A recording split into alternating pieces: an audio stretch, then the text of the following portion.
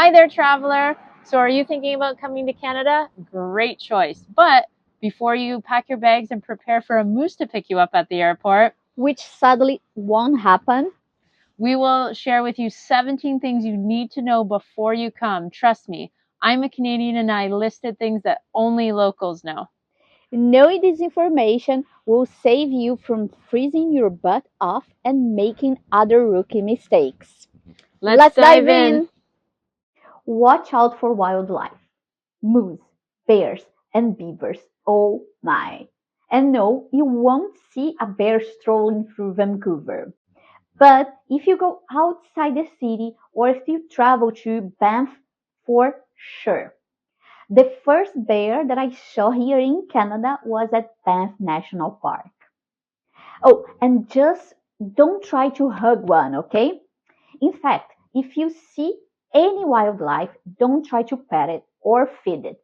Just watch from your car.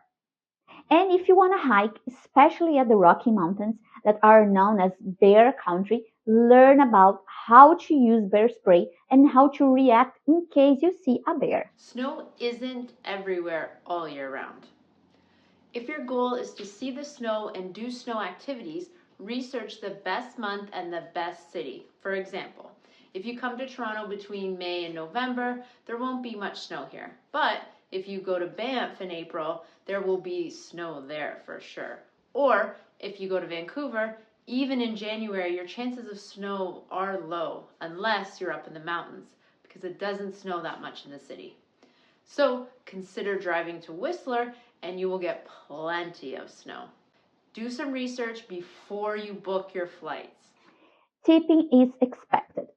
In Canada, tipping is a thing and it's very annoying because people are expected to tip not only at restaurants but also on taxis, Ubers, or if you order some food to deliver, or if you just go to, I don't know, like Tim Hortons to grab your morning coffee.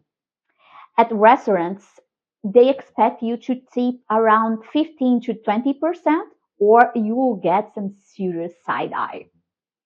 My advice is not to feel pressured to tip all the time, unless it's a restaurant.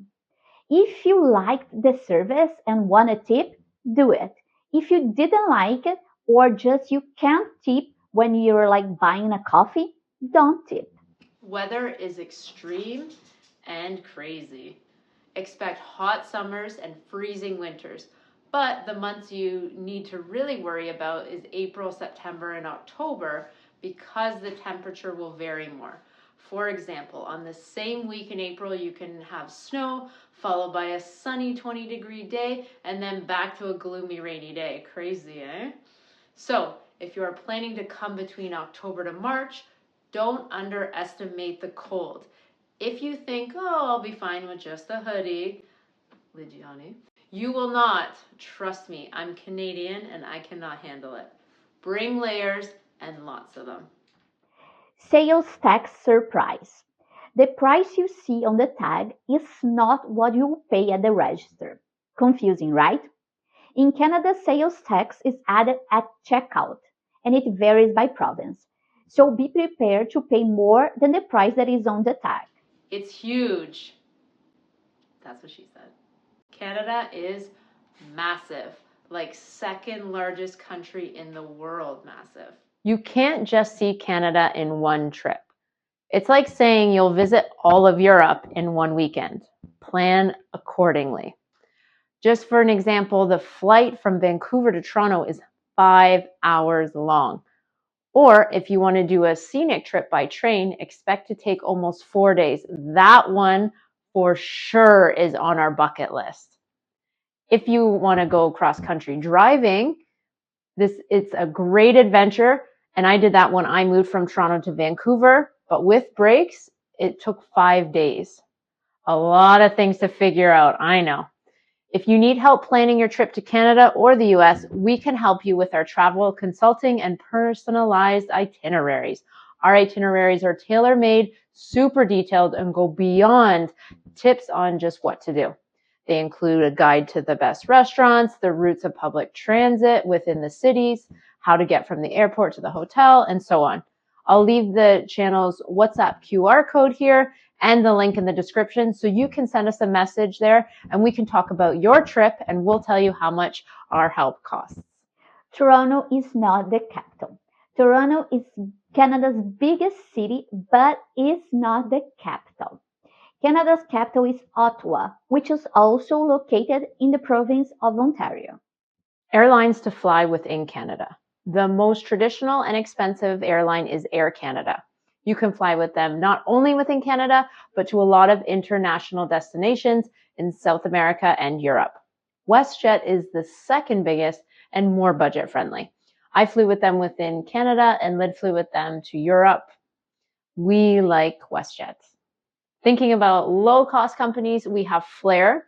We flew with Flair from Toronto to Vancouver, from Vancouver to Calgary, from Vancouver to Las Vegas, and so on. They fly not only within Canada, but also to the US and Mexico. To be honest, we just fly with them because they are very cheap. They are very annoying with bags. They check all sizes of your personal and carry-ons. Like they sit and watch you stuff your bags into one of those sizers. And last but not least, we have Porter. We flew with them on our last trip to New York City. And the thing that I like most about them is the free alcohol and snackies. Take off your shoes. If a Canadian invites you to their home, when you enter the house, take off your shoes. Even if they say that you don't need to, it's polite to take off your shoes. Tim Hortons is not a big deal. Tim Hortons is Canada's unofficial national treasure, but not really.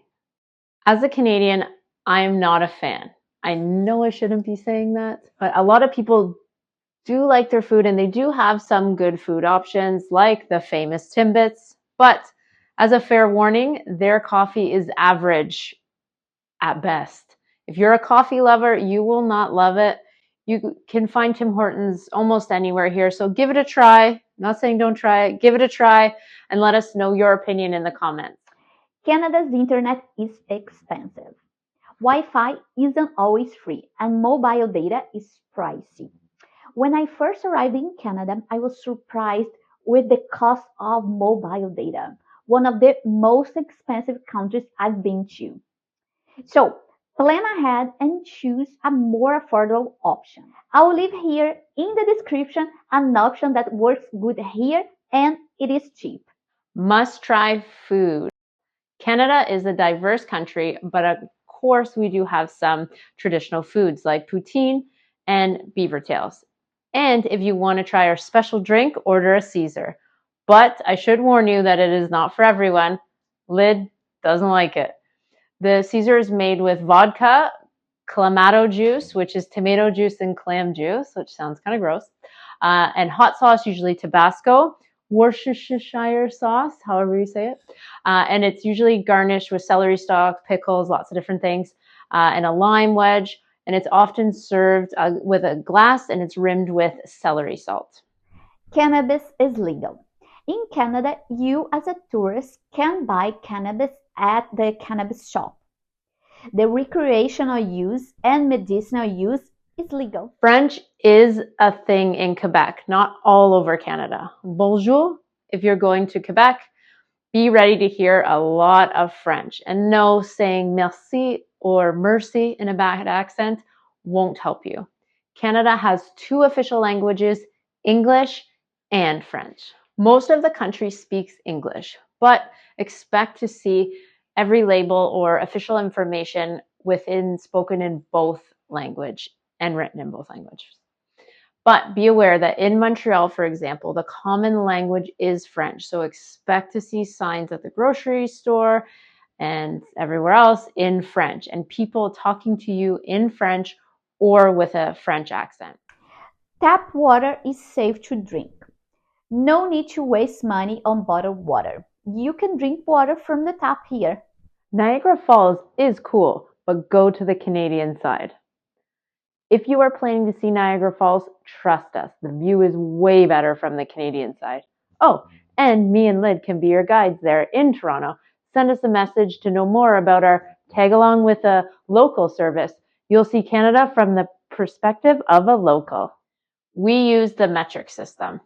We use distance in kilometers, temperature in Celsius, but typically and unofficially, when we speak about weights, they are usually in pounds, and heights are typically in feet and inches. So there you have it, 17 things you need to know before visiting Canada. If you found our list helpful, hit that like button. And if you want more travel tips to go north and beyond, hit the subscribe button. Bye. Bye.